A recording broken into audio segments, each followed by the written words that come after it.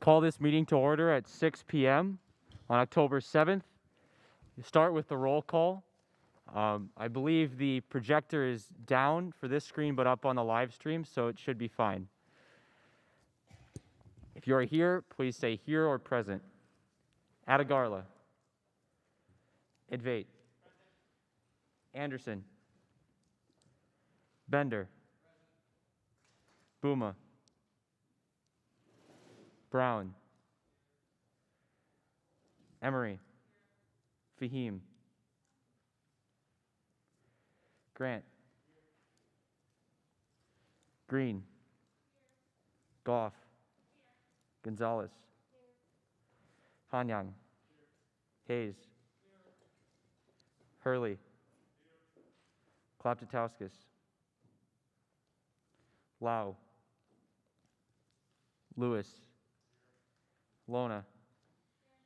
Ludwig. Mass. Pfeiffer. Rinchi. Simano. Simonson. Springer. Stenzel. Samuel. Weathers. Young. Zastro. Zavosky. Anderson. Booma. Fahim. Kloptotowskis. Lau. All right, we have quorum. Speaker Ludwig will now lead us in the Pledge of Allegiance. Allegiance to the flag of the United States of America and to the republic for which it stands, one nation, under God, indivisible, with liberty and justice for all. Now move into our program for the evening. I believe we have Dean Grooms of the Veterinary College. Yes, as a reminder, please close your laptops during the duration of the programs. Thank you.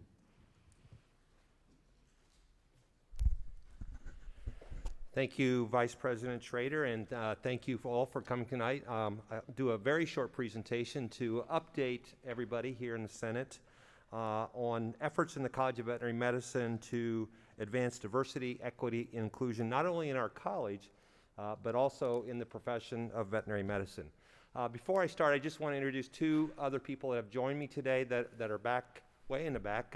Dr. Mandy Fales-Williams, who's the chairperson of our Department of Veterinary Pathology, and Dr. Monica Howard, hold your hand up, Dr. Howard, who is our Dean for Student Success. So thank you for joining us.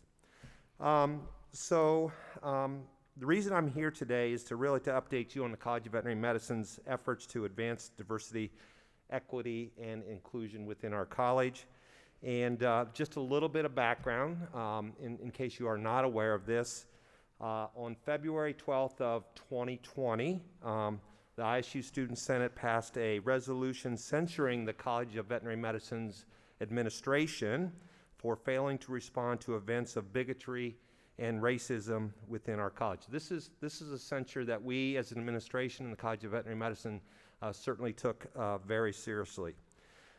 As part of that censure, there were several resolutions that were brought forward that were included in the censure, and part of the reason I'm here today is to report back to you as part of our accountability to the Student Senate as to how we're advancing on those resolutions. Back after the censure occurred, we met with then President Austin Graber, and we pledged to him that we wanted to report back to the Senate. We wanted to hold ourselves accountable, not only to our students in our community, but also to the Senate who brought forward the censure.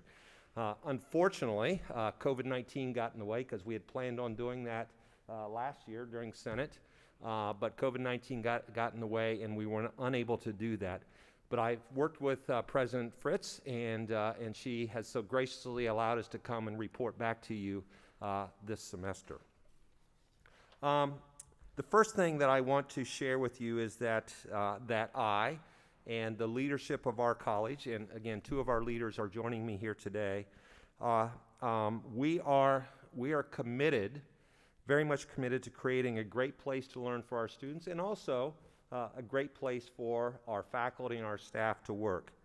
When I arrived at Iowa State, now it's just a little bit over 2 years ago, Diversity, equity, inclusion was a priority issue to be addressed, and frankly, it was being addressed even prior to when I came in 2018. And so it's our job, and we continue to move these efforts forward. And I know that we are headed, and I very much believe that we are headed in a very good direction. What the censure did back in February was basically our students telling us that we needed to work harder. And I very much appreciate the challenge that our students brought forward to us in helping us to understand that we needed to work even harder at increasing diversity, equity, inclusion within our own college. And I believe we continue to meet this challenge, and it's my job here today just to report back to you as to how we're doing on that. So I believe that everybody should have gotten a report which outlines the resolutions that were brought forward to us by our students. And the way that this report is outlined, it's basically divided into 3 sections. So it's resolutions around the recruitment and admissions of students from diverse backgrounds. It's a second session is basically resolutions having to do with uplifting diversity, equity, and inclusion within our faculty and staff. Third section is around diversity, equity, inclusion within our student population, and then there's also kind of a miscellaneous category. And under each resolution, there is a list of items that the college was already undertaking with respects to each resolution, so that we could actually kind of articulate the fact that some of these things were already being addressed. But then also listed then are the action items that the College of Veterinary Medicine is undertaking to further address each of the resolutions that are outlined in the censure. So that's what I sent out to you, and certainly I would hope that you've had a chance to read that, and if you have any questions about that, I certainly would like to entertain them. I would just like to highlight 2 or 3 things. We're not going to go over each resolution. That would take way too long. But there are a few things that I just want to highlight that from my perspective I think are important, and I think things that you might want to hear about. The first thing is that this summer I had the exciting opportunity to work with 2 of our students as part of a summer internship. It's called the Dean Summer Leadership Internship.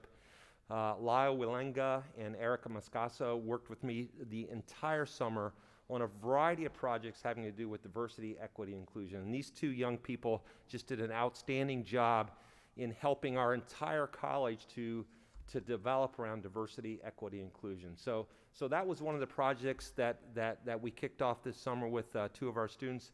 And one of the projects they worked on with respects to admissions and recruiting was to examine all of the applicants that applied to Iowa State College of Veterinary Medicine over the past 2 years. And what I challenged them to do was, number 1, find out where students from diverse backgrounds are applying from. So what colleges did they apply from? Did they apply from the University of Iowa or South Dakota State University or UC Davis?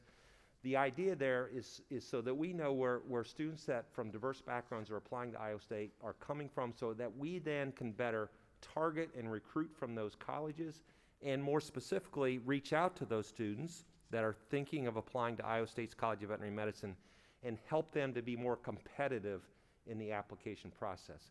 So those 2 students went through thousands of applications to the College of Veterinary Medicine and basically created a database where all the students from different backgrounds based on race, ethnicity, gender, so forth and so on. And we now have a database that we can better target our recruiting efforts for folks from diverse backgrounds. So that was an exciting project that got completed this summer, and we'll utilize that information to move forward with our recruiting efforts.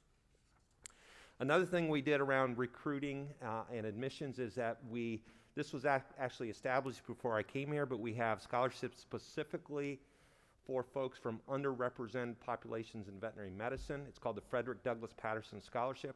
Frederick Douglass Patterson was a veterinarian that graduated in the I'm blanking, Dr. Howard, 40s? Does that sound about right? Yep, I thought so. And he went on to become the president, or actually, first of all, the dean of Tuskegee University, which is a College of Veterinary Medicine at a historically black university in Alabama, and then he went on to become the president of that university. Well, he's one of our alumni, one of our esteemed alumni. So we now have a scholarship named after him. And one of my goals is to double the amount of money that we provide from the Frederick Douglass Scholarship in Patterson, and we are working on that with our donors, with our stakeholders, to increase the amount of money that we can use for recruiting students from diverse backgrounds. The next thing I just want to talk about is how we are increasing diversity and inclusivity of our faculty and staff. Several things. Number one, just like the rest of the university, our faculty have went through a series of diversity, equity, and inclusion training programs. All of our faculty have went through inclusive classroom training.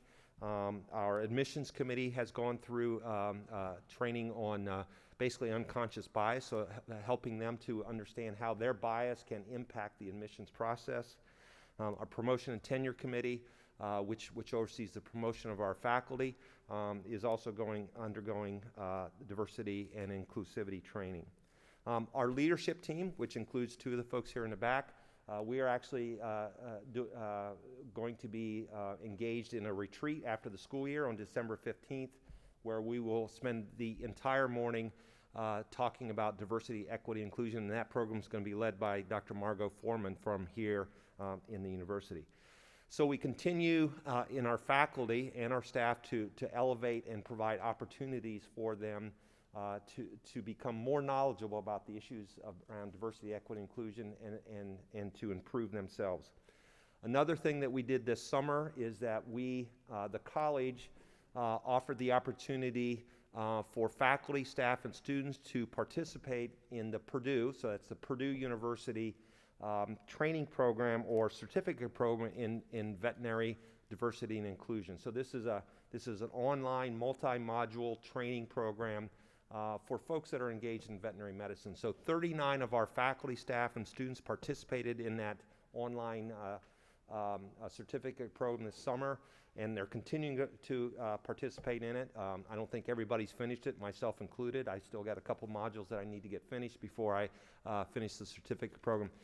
But just another opportunity for our community to elevate themselves around diversity, equity, and inclusion. The last thing that I'll just mention is that one of the things that our students really wanted us to do was to provide increased training for our student population around diversity, equity, inclusion. So one of the things that the summer students that I talked about earlier did this year was, with the help of Dr. Howard and Dr. Heather Greenlee, who couldn't be here today, they developed an orientation program for our first year students, so the students that are just entering the College of Veterinary Medicine. So these students would have started in August, actually about a week ahead of when everybody else started here as part of their orientation. And at that point, they started a training program around diversity, equity, and inclusion that started with an online kind of interactive module that they had to complete before they actually started here at the College of Veterinary Medicine. And then that's been followed up with several small group interactions with a variety of people from our college, mostly people that are actually doing the Purdue certificate program. So the idea was to introduce diversity and equity inclusion and then to follow up with our faculty, staff, and students in these small group interactions to engage in discussions around really difficult topics sometimes. And so that's ongoing this fall, and we look to build upon that as those students in their first year continue through the 4-year program at our College of Veterinary Medicine. So those are just a few of the highlights that I wanted to share with you. There are many other things going on that are part of this report that I would, again, like for you to read and take a look at. And we're always welcome to your feedback and your input, but again, part of the reason we're here today is just to make sure that we are accountable to the Student Senate and letting them know that we at the College of Veterinary Medicine are serious about moving diversity, equity, and inclusion forward within our college. Vice President Strader, thank you very much. Thank you. And if so now could be a time if senators have questions regarding the reports or presentation from Dean Grooms, we can certainly entertain those now. So we'll go with Senator Weathers first. Hello. Hello. Thank you for coming and speaking tonight. I appreciate you coming to be held accountable, even though you didn't necessarily have to, so thank you. There's a lot there, and it sounds like you're doing quite a bit, so I'm just going to narrow on one specific thing. Sure. So you talked about the bias and inclusivity training that you're doing with your staff and with students, it sounds like, as well. So the specific, so we're doing, so we did diversity, equity, inclusion training with our students, the VM1 students. Everybody's participating in that. The bias training is for our admissions committee and also for our promotion and tenure committee. So there's nothing required for the entire community that's required, okay? Instructors went through inclusive classroom training, and that was actually required for all instructors across the university. Our instructors completed that, and 100% of our instructors have completed that at this point. So there's nothing required for our staff and faculty, but we certainly are creating the environment and providing the resources and the encouragement of our faculty and staff to engage around diversity, equity, and inclusion. Okay, sure. Yeah, I kind of wanted you to expand on that a little bit, so thank you. You're welcome. Yeah, I think I would certainly appreciate you looking into having it be more required in any way that you possibly could do that. And also, are these things that are one and done, or will these be ongoing annual processes? Great question, and my goal, and certainly our leadership's goal, is that this continues and is built upon over time. And I don't think that we're done with coming up with new programs or developing new initiatives and alternatives. We have a diversity, equity, inclusion committee, which, by the way, one of the other things we did with that committee, which is a college committee, is we now have students represented on that committee. We have graduate students on that committee. We also have house officers. House officers are our residents, our interns who are veterinarians that have graduated but now are here for advanced training. So we've expanded that committee to make sure that we have a more holistic points of view for that committee so that we can move programs forward that really meet the needs of the entire college. Okay, but you're not necessarily planning on repeating any of these trainings years down the line? No, the trainings will continue. Okay. You bet. And in fact, you know, all the trainings that are listed here will continue, at least during my tenure here, and certainly I hope hopefully into the future after that. So, you bet. Yeah, thank you. That was mostly all just clarification. So. Yep. Yep. Senator Young. Thank you so much for coming, Dean Hi, Grooms. Clara. It's great to see you. I know that I can speak on behalf of the entire College of Vet Med that we are really excited to see you come here, speak to us, and hold yourself and the administration accountable for the censure. I just have a follow-up question on the question that was posed earlier. Are there going to be steps put into place to have the upper years also go through this training that has been created, and what are the steps that you've already taken, if so? Sure. So great question, Claire. And so, by the way, Claire is from our college, so I appreciate that question. So at this point, Claire, we're trying to really build a program that we can build over time, and so that's why we've elected at this point to really start with the VM1 students. So the first year students. So I make sure I use language that everybody understands. So that first year class, so that we can build upon that over time. It's not that we're ignoring the rest of the classes, but we're trying to build a program that we can sustain over time.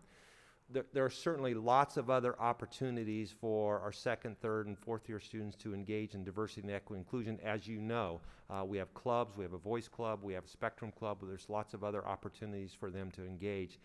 But at this point today, as I sit here, we don't have anything specific as the course that we offered for our VM1 students for the rest of the classes.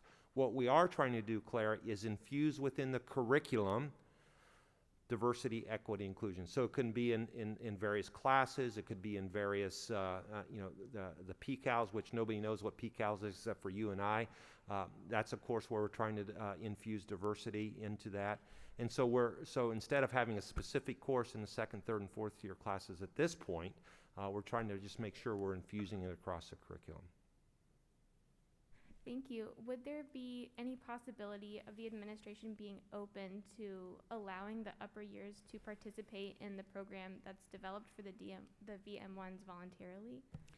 So that's a great question, Clara, and certainly we can look into that.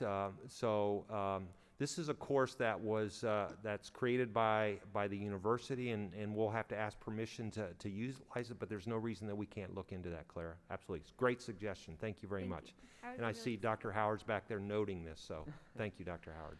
Yeah, I would be super excited to be a part of that. I've also been a part of a lot of, like you said, the infusion that has been going on within the clubs and the committees and the classrooms. And I do think that there have been like really obvious actionable items that have been brought forward, and I think it's definitely encouraged a more inclusive environment. I definitely think there's room to grow and keep moving forward, but I just would like to say thank you on behalf of the school for doing so. Thank you, Clara. I appreciate that. Go to Senator Hurley. Hello, I'd just first like to thank you for coming here. I appreciate you talking. And my question, you said you were planning to double the scholarships, I Yep. think it was. Mhm. I was wondering where that funding would come from. Would it be taken from courses, things to that effect? Nope. Or how will you get Nope. that money? So I have a stated goal within our College of Veterinary Medicine by 2023 to raise our scholarships, to double it from, basically right now we give away about $1 million in scholarships to our students to support their education. By 2023, I want to double that to $2 million. And that's all going to be through endowments, or I'm sorry, through fundraising, I should say.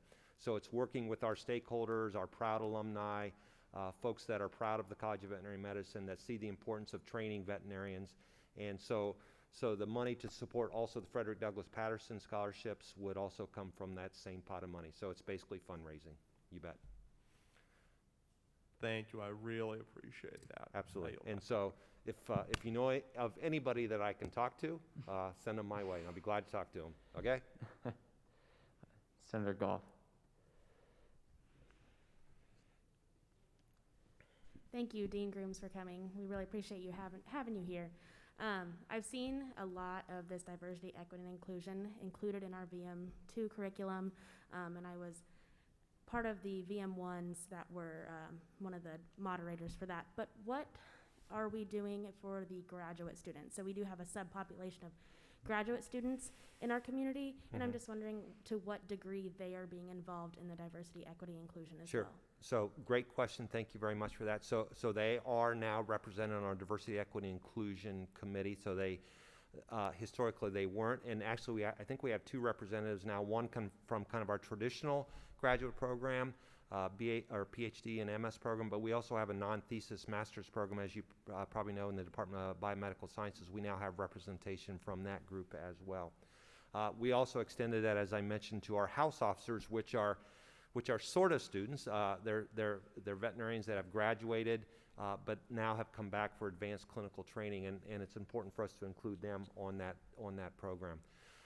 Interesting that you should ask that, because there's just in the last week or so, there have been some proposals coming forward to advance diversity and equity inclusion within our graduate student population and our house officer population.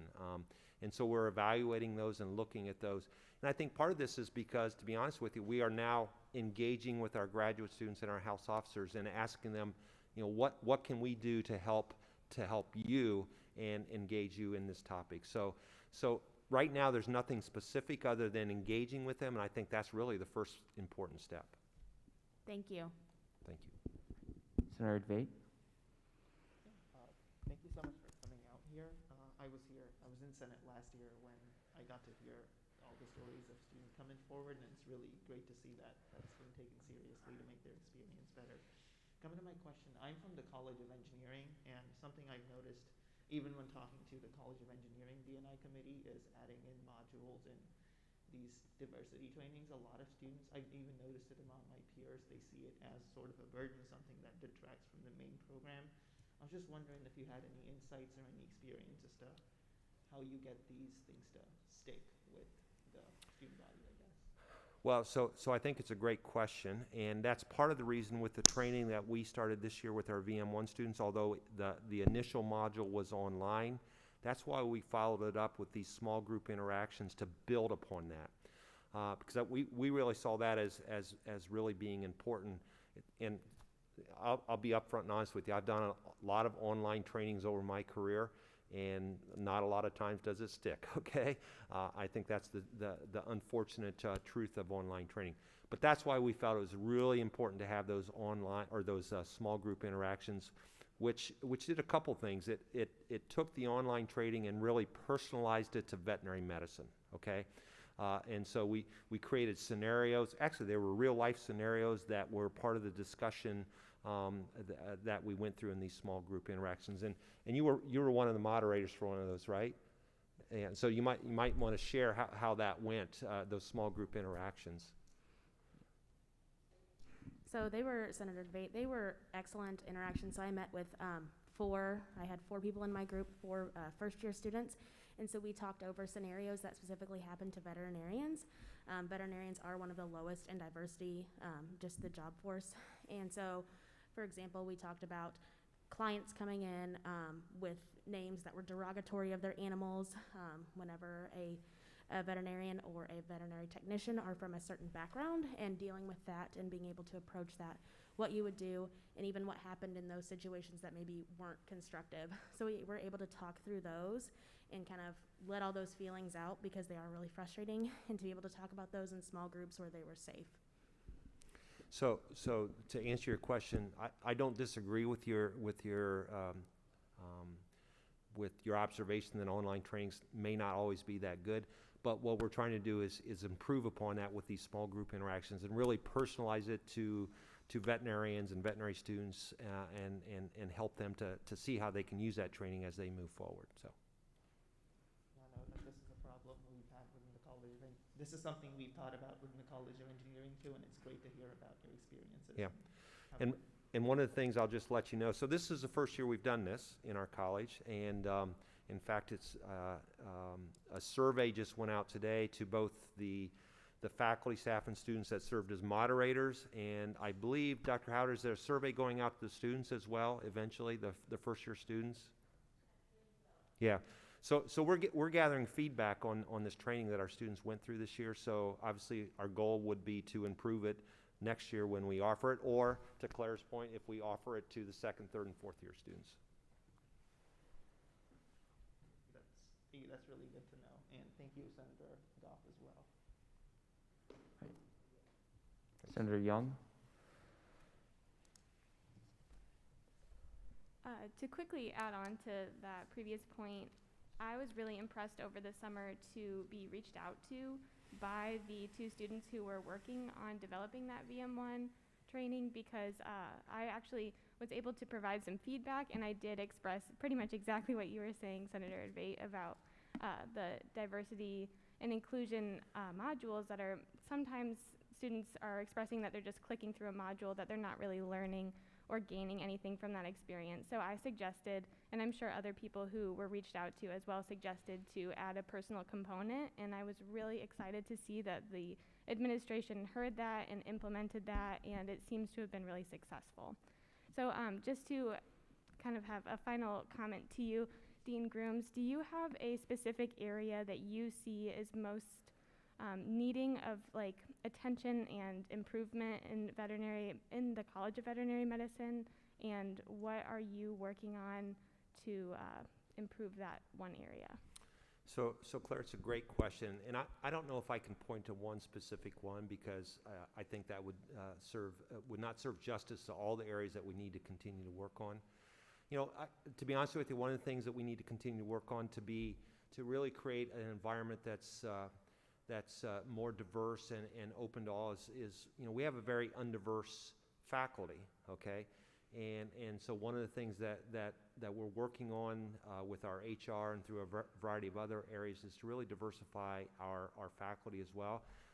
We're working hard to diversify our student population, and certainly that work has been paying off over the last 3 or 4 years, but we have work to do around diversity of our faculty.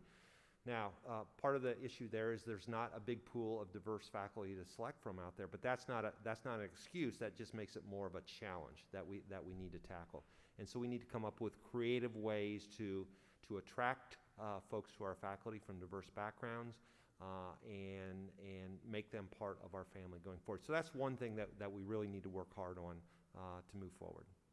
But again, that's not to say that nothing else is important, because I believe all the other things we're working on are important as well. Of course. Thank you so much. I really appreciated that point being added. And I'll go last to President Fritz. So I would just like to start off by thanking Dean Grooms. It appears that this has been a very, Hey, President Fritz, I don't think your mic is carrying through the room, so if you could just speak up.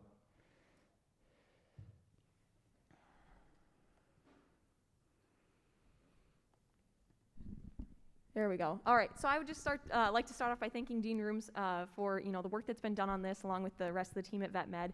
It's very clear that there's been a lot of thoughtful consideration in this, and there are some tangible things that have come out of this. So this has been really great to hear about, and the work is in progress and ongoing. So I guess my final question for you then is, thinking into the future, either 5 years from now, 10 years from now, what do you hope to see in the College of Vet Med in the area of diversity and inclusion, and how do you think those programs will help you achieve that goal? You bet. Well, so Morgan, great question. Thank you very much. Ultimately, we'd like to see our student population and our faculty population really reflect society, okay? And that's what, I mean, if you don't know this right now, the veterinary profession as a whole is very undiverse to begin with, okay? And so really this is an issue that's not just a College of Veterinary Medicine at Iowa State problem. This is a problem that really is across our entire profession of veterinary medicine. So we want to be part of the solution, okay, and not part of the problem as we move forward. So ultimately we want to recruit and have as part of our student population a population that's really reflective of society in general. So that's goal number one. Goal number two then, and this is what I talk about all the time, is we want to create an environment that's a great place for our students to learn, and also a great place for our faculty and staff to work. And so that means really having an inclusive environment that's welcoming and accepting to all, regardless of their background. Period. Amen. Thank you so much. Thank All you. right. Well, thank you, Dean Grooms, for visiting and sharing an update on the progress of veterinary medicine. Thank you. Thank you for your time. All right. So we will now move on to open forum. Open forum is a period for discussion for issues relevant to students. Any member of the student body can approach the lectern if they have an idea they would like to share with student government and the student body as a whole. Please state your name and the college of your primary major. Thank you. Hi all, my name is Emily Risvik. I'm your election commissioner. My major is political science and community and regional planning in LAS and design. I just wanted to give some updates on election commission. I have 3 things to say tonight. The first is the election timeline. I did send an updated one. I accidentally sent out a week 10 timeline, but it is meant for the 9th week after January 25th. So the timeline that is going to be proposed this Thursday is that 9th week. The second update is in regards to the Senate seat apportionment. We don't have that completed yet because we're waiting on some statistics back from the registrar. Apparently they don't have statistics for housing at the moment. Yeah, I said the same thing or made the same face, but so we don't have that information at this moment, and so you might see that coming through maybe in November or not November, late October. And then the last thing is the memo that I sent out today. That's just in regards to the election reform bill. I know that Mass and I talked today, and we are going to push that bill further. So it will be like first read today, but then second read, I think there's like 3 weeks. I don't know if Mass wants to talk about that, but so it won't be voted on next week until some amendments and reconsiderations are looked at that are in regards to the memo, and then other comments regarding the bill. But other than that, if you do have questions about the memo, if you have any questions about the timeline or comments, I do put those in our weekly agenda, so that way Election Commission considers them. So if you do have comments, I would just email me and then we'll talk about it at our meetings. We meet every Thursday at 6 p.m. And I don't know if I can accept questions here too, but. Not really, but I'm sure you could email Election Commissioner Rizvik at any point in time and she would be happy to respond. Yeah, all right. Thank you. Thank you. Is there any further discussion for open forum? And seeing none, we will go to adopting the agenda. Are there any amendments to tonight's agenda? There's been a motion to adopt the agenda and there's been a second. Is there any objection to adopting the agenda? There has been an objection. There's been a withdrawal of the motion. Senator Samuel.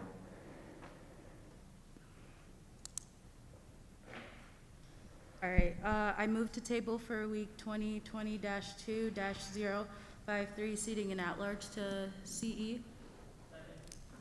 Okay, there's been a motion to table the bill seating an at-large member to Civic Engagement Committee, and there's been a second. Is there any objection to tabling of the bill?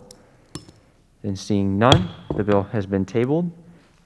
Vice Speaker Gonzalez, I think you have the wrong one highlighted. It's 53, not 54, that we just tabled. Yeah. Is there any further amendments to tonight's agenda? Okay, there's been a motion to adopt and a second. Is there any objection? Then seeing none, the agenda is adopted. Moving on to the approval of last week's minutes. Are there any amendments to last week's minutes? There's been a motion to approve and there's a second. Is there any objection? And seeing none, those minutes have been approved. We go on to committee reports. First is rules with Speaker Ludwig.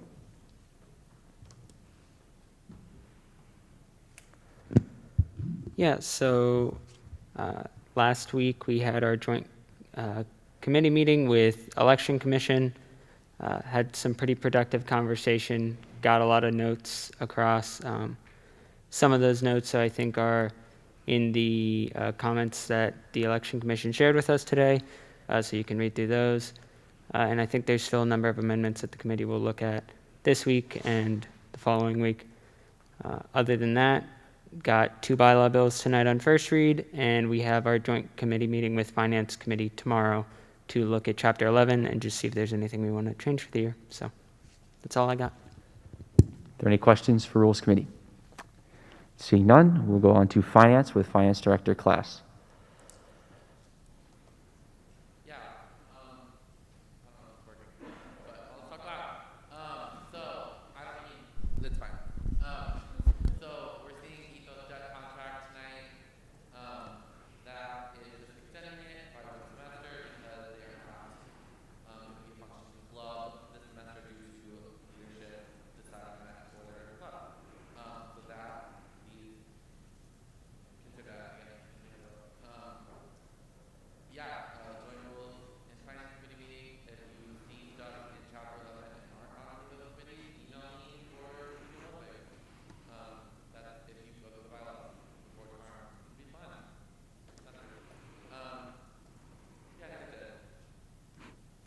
Are there any questions for Finance Committee? Seeing none, we'll go on to PR Committee, and that is with Director of Outreach Crabb. And Director Crabb, if you could stand up to deliver your remarks so you can be seen by everybody, thanks.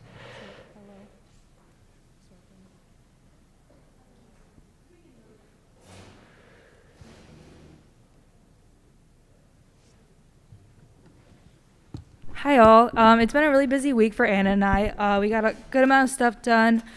We filmed the fireside chat with ISU Dining.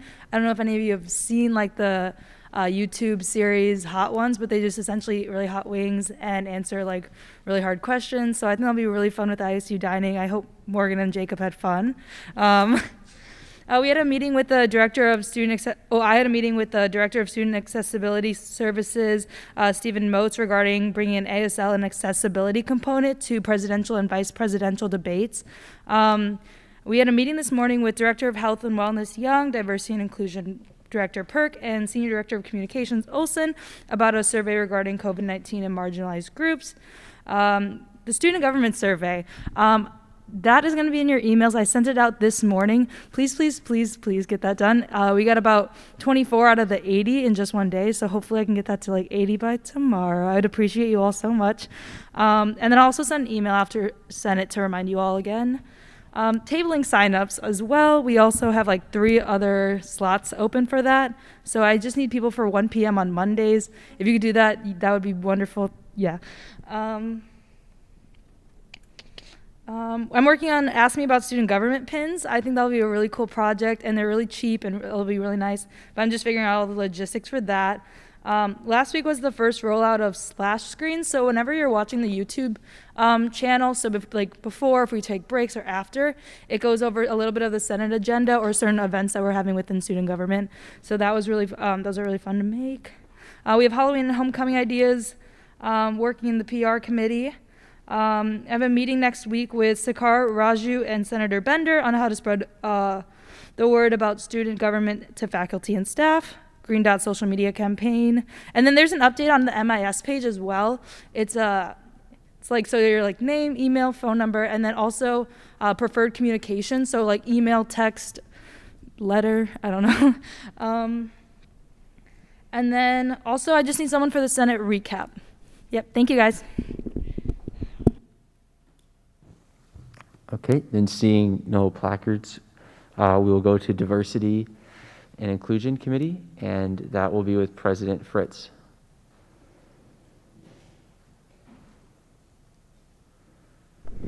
Yeah, so update from Director of Diversity and Inclusion, Perk. They have been in contact with FP&M and the Memorial Union and Rec Services just to gauge, the need for menstrual hygiene product distribution machines and see what those are. And then after the campus accessibility review on October 20th, the full number will kind of be in view there. They're choosing a date for one diversity roundtable this semester for students to come together and talk about experiences, and then planning the rest for next semester. And then they're also working on the survey that Director of Outreach Crab just talked about as well. So that's all from them. Right. Then we'll go to SI Committee, and that is with Vice Chair Idvate.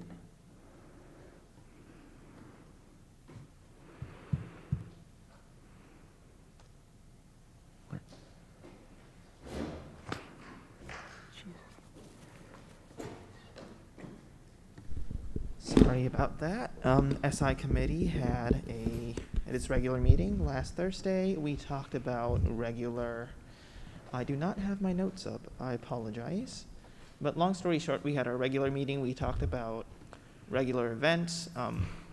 Unfortunately, it looks like the pass not pass thing isn't going to be working out for now, but I believe Senator Hayes is still trying to see what we can do with that.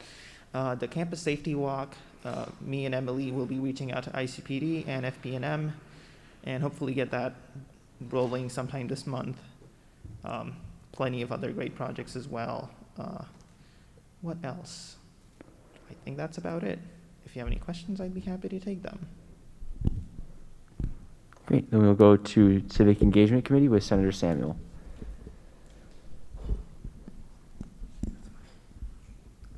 Okay, so we're seating a senator today. Our virtual information session on voting is tomorrow from 7 to 8 p.m.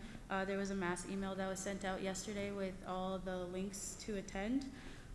We're planning on teaming up with PR to do some fun giveaways on social media, and we're still just working on our old initiatives, so that's all. All right, then we can go on to comments from the executive branch with President Fritz. Hello, everyone. Happy Wednesday. Still feeling good from the win on Saturday. How about that? That was so fun. First thing from this week was the Iowa State Police Department Student Advisory Board meeting. With that, we basically just discussed feedback on current policies and ideas for outreach. There were probably 10 senators on that call as well, too. So if you have any questions about that, there are many senators that were present there. I've also been present. Vice President Schrader and I have been in the police captain interviews. There were 2 candidates for that position. I worked with Director of Diversity and Inclusion Perk this week, reviewing some diversity and inclusion programming that could potentially be implemented in future semesters. There was also an announcement that President Winterstein endorsed a 5-year strategic plan for sustainability and operations, which plans to reduce Iowa State's carbon emissions by 50% with the long-term goal of carbon neutrality. So that is a really, really big deal for our university, and I'm really glad that we're headed in the right direction with that. So that was a pretty exciting announcement. We also did film our first fireside chat, which, as Ellie mentioned, was a spinoff of Hot Ones. And so, Anna Olson, Ryan Jenkins, and ISU Dining all had a big part in that. The wings were delicious for the ones that I could taste, after my taste buds were burned off from that. That was great.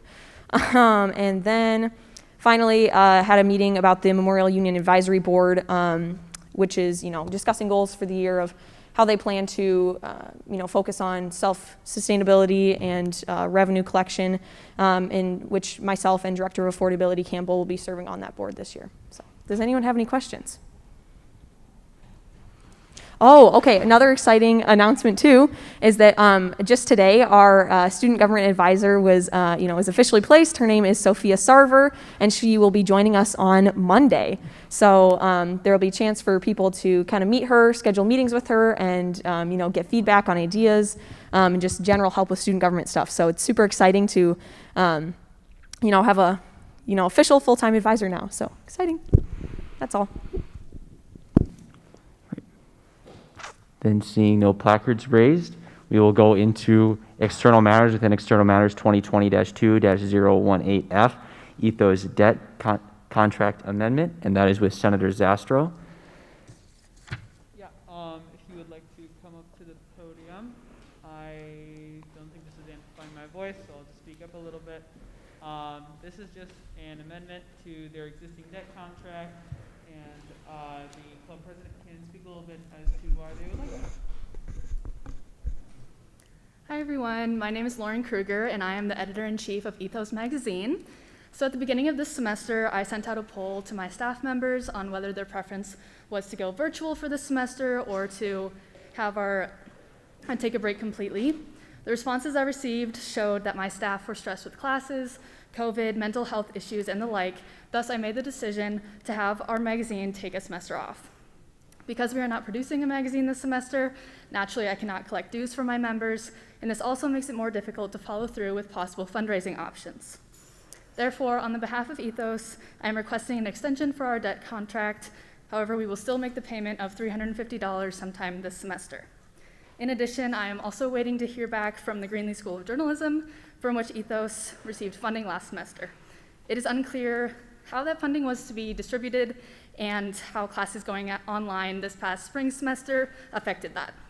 Therefore, it is a possibility that Ethos will be able to make this payment with the grant from Greenlee. Are there any questions? So, Senator Zastro, I'll give the floor back to you unless you want to let it end your opening statement. Yeah, so this, we've talked a little bit about debt contracts before, but we haven't really seen one.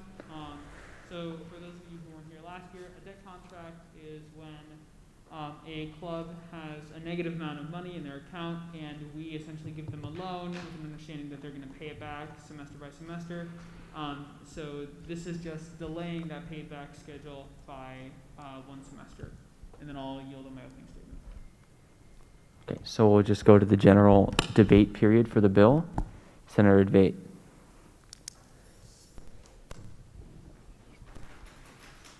Just out of curiosity, would you know if the Greenlee School has any sort of clause in their funding agreement saying you can't use the money to pay off debts or anything of the sort? No, there isn't any rule against that. I specifically asked for it to help pay off the debt, and they agreed. That's all I have. Thank you. Mm-hmm. Vice Speaker Gonzalez. Just on your right. Hi. Oh, hi. I know Director Class said that there was kind of some leadership stuff going on as well. What is your plan for recruiting more members to your club? And then what will that leadership look like in the next semester?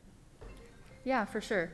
So the issue of this debt came from the switch of leadership from the previous editor-in-chief to myself. and there was a bit of issues with that. But I am a junior currently, and the debt contract goes through spring of 2022, which is when I graduate. So I would be able to oversee all the payments. Right now, I plan on continuing in this role of leadership, but if it was passed on, I would make sure that my successor had all the information needed. And then as for recruitment, we are putting things out on social media and in our Greenlee newsletter that goes out every week to get new members and just have people interested, but right now it's a bit difficult with the current situation. It's been a call to question and a second. I don't know if the senators that have joined us since roll call would appreciate a vote on this bill, but maybe Senator Gonzalez would consider withdrawing her call to question until they're added to the roll. Okay, so that has been withdrew. Is there a motion to add senators to the roll?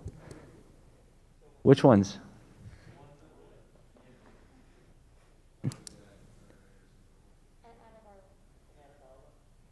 One more. Wow. Yeah, okay. So we'll count that as one motion from Senator Rinchie to add Senators Adegarla, Anderson, and Lau to the roll. Is there any objection? Okay, then seeing none, they have been added to the roll. All right, there's been a call to question and a second. Is there any objection to voting now on the bill? Okay, then seeing none, we will go into a roll call vote. Please say yes, no, or abstain. Adegarla. Advait. Yes. Anderson. Yes. Bender. Yes. Brown. Emery. Yes. Grant. Yep. Green. Yes. Goff. Yes. Gonzalez. Yep. Hanyang. Yes. Hayes. Yes. Hurley. Yep. Klaptatauskas. Yes. Lau. Yes. Lewis. Yes. Lona. Yes. Ludwig. Yes. Mass. Yes. Pfeiffer. Yes. Rinchie. Yes. Simano. Yes. Schulte. Oh, sorry, Schulte, not on the roll. Simonson. Yes. Springer. Stenzel. Yep. Stevens. Oh, also not on the roll. Apologies. Samuel. Weathers. Yes. Young. Yes. Zastro. Yes. Zavosky. Did I miss anybody? Okay, then with a vote of 30 to 0, this debt contract amendment passes. Thank you.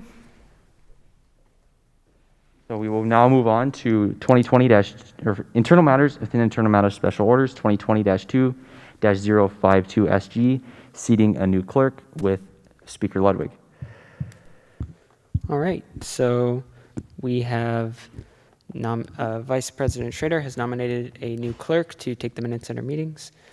If our clerk wants to approach the podium, and if former clerk and now Chief of Staff Rowling would like to take over the minutes for just a couple minutes, that would be appreciated. Senior in MIS, and I'm good at being quiet and typing notes, so I think I'd be good for this job. Thank you. Questions? All right. I'll just go into a debate period on the bill. Is there any further comments, motions? Call to question and a second. There's been a call. We'll now go to Speaker Ludwig if he wants for a closing statement. Yeah, so Robert's been doing a great job with the meetings past couple weeks while he's been filling in. I think he'll do a great job, so that's my closing statement. Right, so then there's been a call for unanimous consent. Is there any objection to approving the clerk by unanimous consent? Then seeing none, clerk has been approved. We will now go on to 2020-2-054 SG, seating a senator to CE, and that is with Senator Samuel. Yeah, would Senator Lau just approach the lectern and introduce yourself and say why you wanted to join Civic Engagement Committee? Hello, I'm Senator Lau. I'm a junior in political science, and I'm a URAC senator. I wanted to join the Civic Engagement Committee because I've been really interested in voting, especially with this upcoming election period. I think that's about it. Great. Senator Samuel, do you yield your openings Yeah, to? I yield. Great. Senator Debate. Yeah, could you please go into any projects or any ideas you'd have for your tenure on the committee?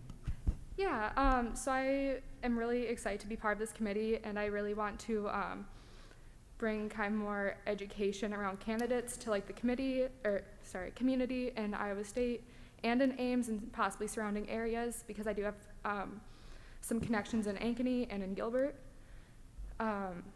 That's kind of the main thing I would like to work on, is kind of getting education out there, because a lot of people don't vote due to not having enough information like accessible to them.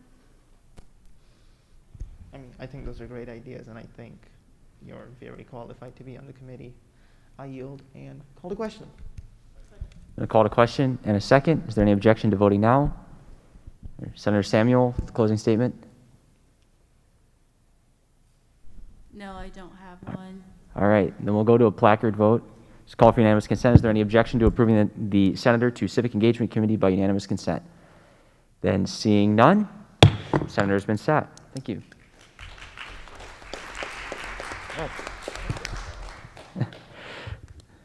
We'll now go on to 2020-2-055SG, confirming nominees to the Asset Board, and that is with Speaker Ludwig. Yep, so if Treasurer Ruley's nominees to the Asset Board could approach the podium and talk about why they want to serve on the Asset Board, that would be appreciated.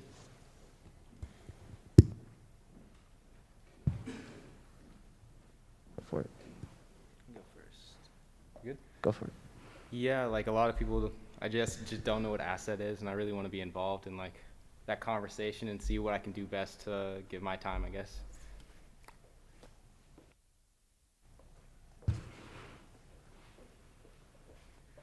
Hi, my name is Lydia Youngquist. I'm a junior studying accounting and leadership studies. And I want to go into nonprofit financing after graduation, so I think this would be a great opportunity for me to learn and get involved in the community.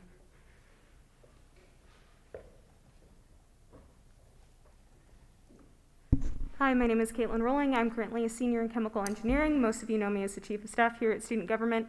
Asset is one of those areas that's really niche in student government. A lot of us don't know a whole lot about it, but we give a lot of money to help nonprofits across all of Story County. So this is an excellent way that we can help others across our community. Yeah, so assets are a really important thing that student government does and funds. So I encourage you to ask questions if you have any. And yeah, so I will open the floor up to debate. Senator Weathers. Yeah, can you, well, personally, I don't know what asset is, and I'm sure a lot of Senate doesn't either. Could you explain what you think it is and what its importance is as well? Actually, I direct that question to Finance Director Class. How about Treasurer Ruley? Treasurer Ruley is an even Yeah. better idea.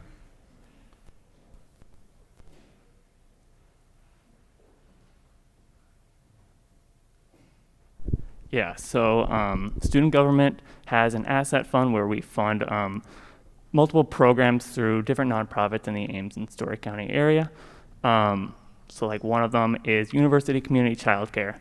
We just fund childcare for basically those who need it in the Ames area. There's a bunch of different ones. If you have any specific questions about it, you can shoot me an email. Otherwise, if you want to go to storycountyasset.org, there's lots of information on there as well.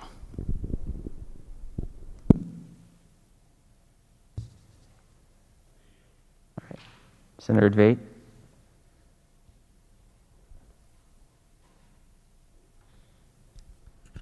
Sweet. So I think it's great that all of you talked about popularizing asset more. I hadn't heard about it too, and I try to be as involved on campus as possible. I was just wondering if you could go over what plans you had to make it sort of help with outreach with asset and help people know more about it. I guess one of the big things is just, yeah, like figuring out more and like breaking down what asset is and what funds are going into it. That would be a big thing, I think, a starting point, and also communicate that to Senate and also people in the community that would utilize it. So.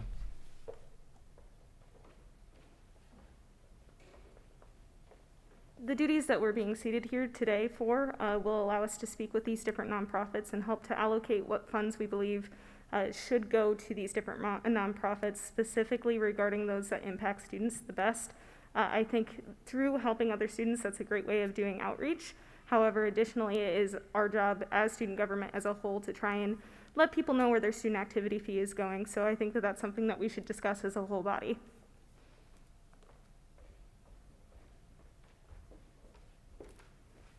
Sorry, I've never been to a student government meeting before, so it's kind of interesting. But I think it's just about like communicating where money goes and making an effort just to talk about it and the nonprofit organizations that are within our community. I think all of you would be great. I yield and call to question. Vice Speaker Gonzalez. Hi. Is this working? Okay. I had a question for Lydia. You mentioned that you're like new to student government, and that you wanted to go into nonprofit. How did you find out about this opportunity? I'm really curious.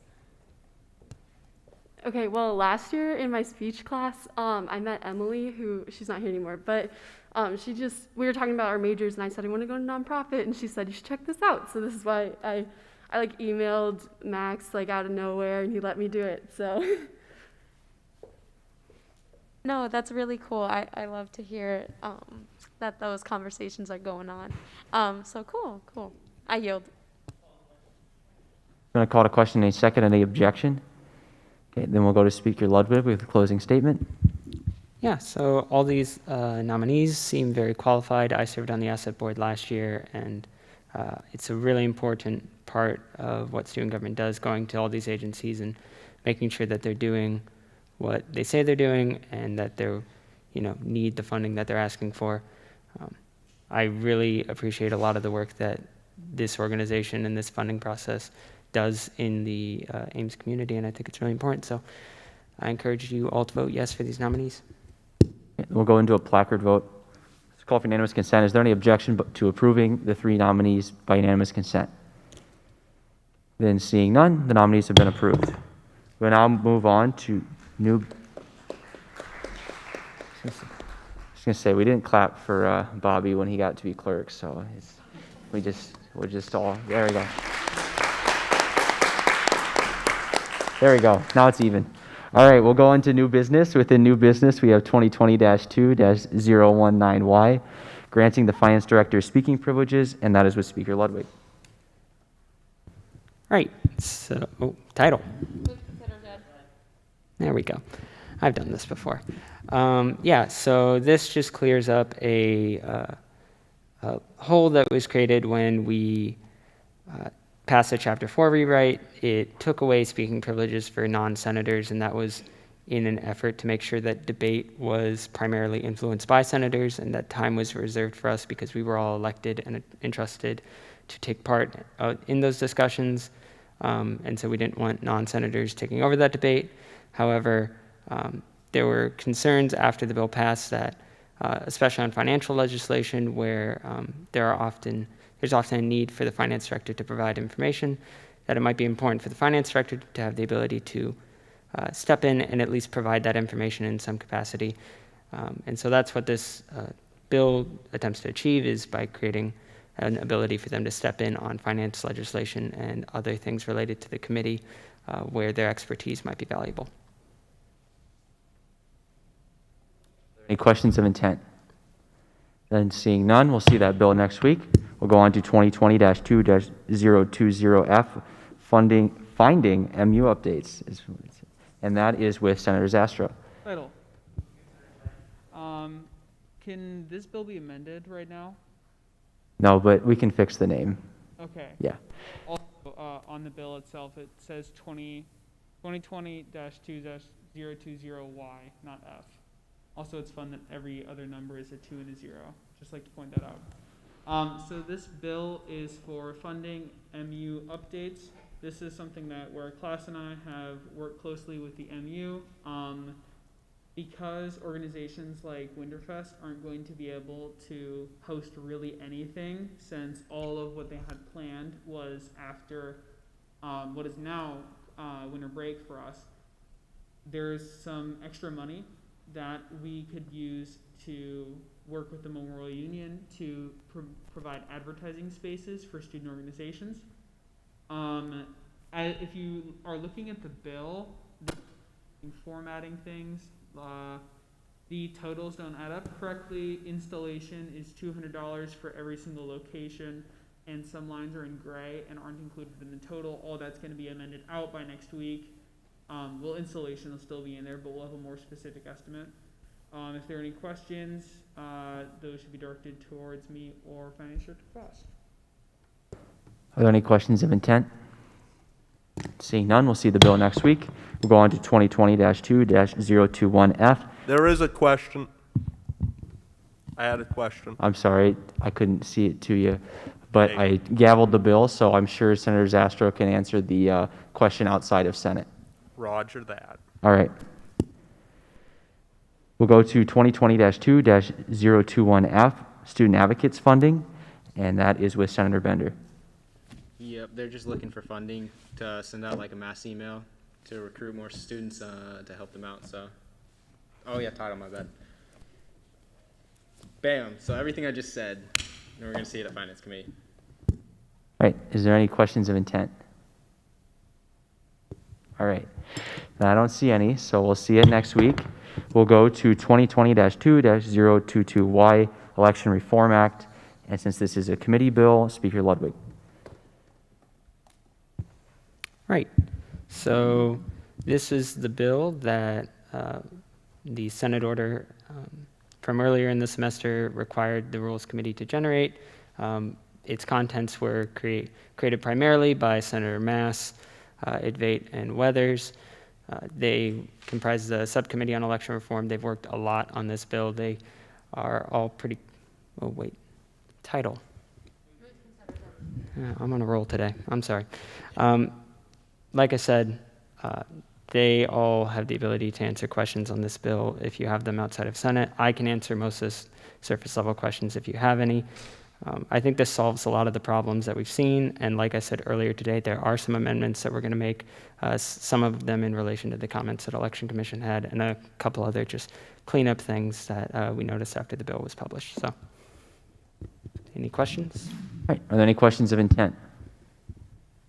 Okay. Then seeing none, we've exhausted the business for the day. We will go to closing announcements. We'll go to Chief of Staff Rolling. Hi, everybody. Oh, it is on. Excellent. So next week, one thing I wanted to bring to your attention is we will be participating in Green Dot's Action Month. We as an organization were reached out to help participate with this really awesome event for this great organization we have on campus. I know I'm not supposed to take any straw polls, but I'm sure a lot of you already know what Green Dot is. But for those of you who don't, it is a program that we have here at Iowa State that aims to decrease power-based personal violence on campus by utilizing education, outreach, and development as mechanisms for increasing awareness and competency around bystander intervention skills. So we're going to be doing a few things next week just to get involved in this awesome action month that they have. So look for an email from me which has a little bit more information about the program, as well as what we're going to be aiming to do as student government in order to participate. Also, start looking around in your closets. We're aiming to all wear green as they come and they speak at our open program next week. But that's all for me. Great. Senator Zastro.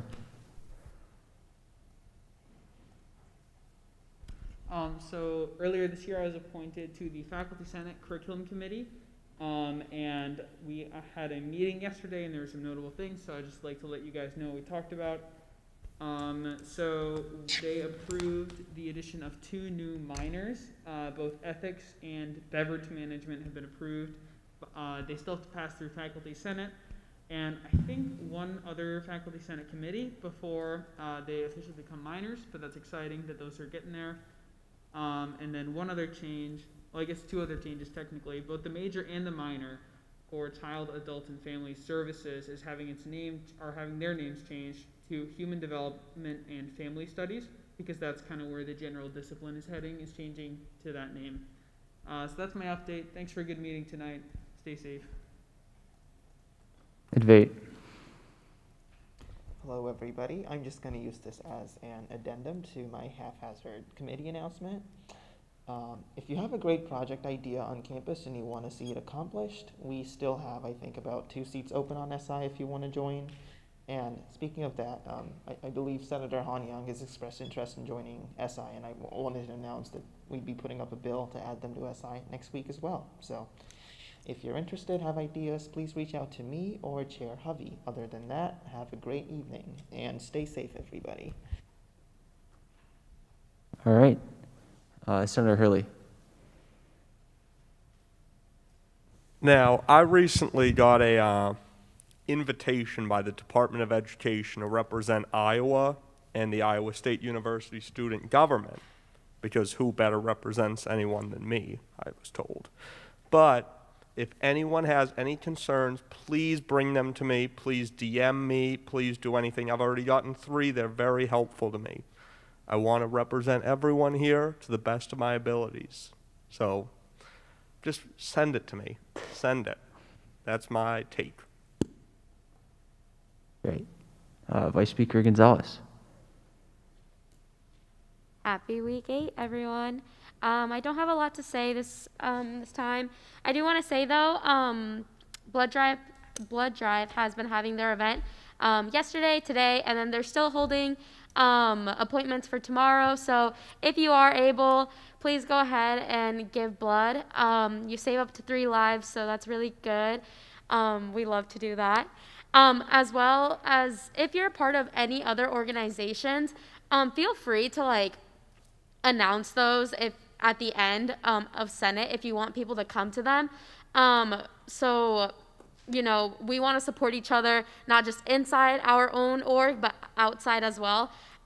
Just being members of the community and being Cyclones all as one together. So don't be shy. Just go ahead and feel free to invite us to whatever your other organizations are doing. And then along with that as well, we celebrated a major victory last Saturday, and so we're looking for another one this Saturday.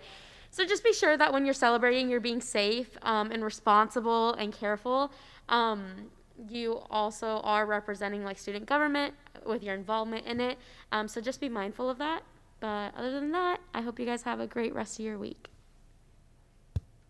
Speaker Ludwig. Alrighty. Good meeting tonight. Thanks everyone for coming out. There's just a couple things I want to touch on. First, lectures update for the week. Next couple days. On the 9th from 12 to 1, we've got Innovation Through Industry Transformation with Thomas Suitmer. On the 12th at 6:30 p.m., we've got the Norman Borlaug 2020 lecture. It's Carbon Farming for Food and Climate Security, Producing More from Less, with Dr. Ratan Lal. And on the 16th at 12 to 1:30 is Innovation and Inclusion with Alian Money Garman. All those links and all those, the links for all those events can be found on the lecture series YouTube page, and you can watch everything there. On top of that, I just want to remind you all that on the 13th from 5 to 6 p.m., that's next week, is our joint meeting with the Ames City Council. Attendance is required. If you cannot make it, reach out to me or Vice President Schrader and let us know that you cannot make it. Like I said, attendance is required, and this is an awesome opportunity for us to talk with the City Council members and have conversations about the Ames community and our role in it. And then also, don't miss the VP debate tonight. The election's coming up soon. I don't know how many of us are undecided in this room, but it's always good to be civically engaged. So with that, go Cyclones. Move to adjourn. Is there any objection? Adjourn.